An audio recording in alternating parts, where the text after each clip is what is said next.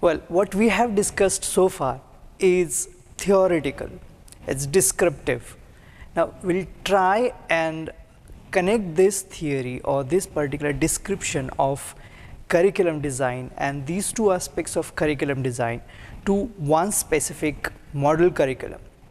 For this purpose, what we will do is that we'll select the model curriculum of English, which was prepared by a team of experts in 2001 and which is available on the University Grand Commission website. To begin with, what this curriculum does is that it explains in its preamble the very term English.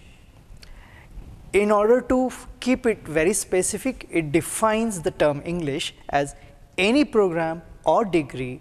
The word English in its title should ensure a certain competence in using the English language and studying English texts. The nature and level of this competence will vary from program to program. Now, this is very important that any curriculum begins with very specific definition of the program or the course that it talks about. It avoids any kind of vagueness. The next thing that this curriculum does is that it talks about various programs. To begin with, it has something called General English or Compulsory English program. And it does not just leave it at that stage, but explains as to what it consists of. So, according to this curriculum framework, that any general English program or compulsory English program should consist of 1 or 2 or 3 clusters. Another term for clusters is used, papers. Now, depending on the degree of competence aimed at and the number of other compulsory clusters, that these papers should be introduced in the syllabus. Having said this, what we can do is that we can reflect on the kind of English programs that are offered at the undergraduate level in various disciplines. Probably it might vary from university to university. The university in which you are serving, there you might have a 3-cluster compulsory English program. Like Savitribai Phule Pune University has 3-cluster compulsory English program, whereas Mumbai University has only 1 cluster compulsory English program. Therefore, what we can say is that these papers or clusters may vary university to university, one, or they may also vary discipline to discipline. In arts faculty, probably you might have 3 clusters like first year, second year and third year. At each level you might have compulsory English program, whereas at in commerce faculty you may have only 1 cluster or 2 clusters, or in science faculty for that matter again 1 cluster or 2 clusters. So, this flexibility is allowed or it is permitted in the very framework of this curriculum. Now, the curriculum very clearly mentions that students should not be allowed to offer English clusters or papers alone, to the total exclusion of Indian languages, except for good and sufficient reason. Now, this is where we find the national policies on languages and especially Indian languages very clearly getting reflected in the curriculum that is mentioned here. Another aspect this curriculum mentions is that it may be considered superfluous for English honors or major students to study the general or compulsory program. Instead, they may study either 1 or more of the options in honors clusters or paper 8 not actually covered in their honors or major program. Now, the next option or element that they include in the curriculum is elective or optional of subsidiary programs. Usually, these programs would consist of 3 clusters or 3 papers. And what this curriculum does is that it also defines exactly what these programs should aim at.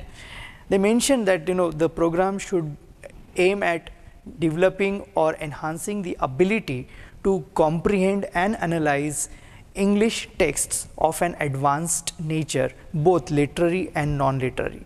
Hence, the program may include a fair proportion of literary texts, or the ability for sustained composition in the descriptive, narrative, expository, or argumentative and persuasive modes and other advanced language skills.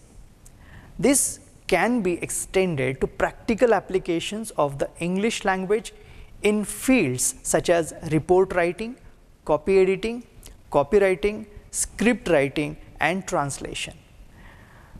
Now, ideally, such programs should not be considered as training for the academic study of English language and literature. Hence, they should not contain such components as literary history or critical theories, concepts, or philology or linguistics for that matter. So, this was the second lot of programs. The third lot of programs that they introduce in the curriculum is honors program or major program or special programs.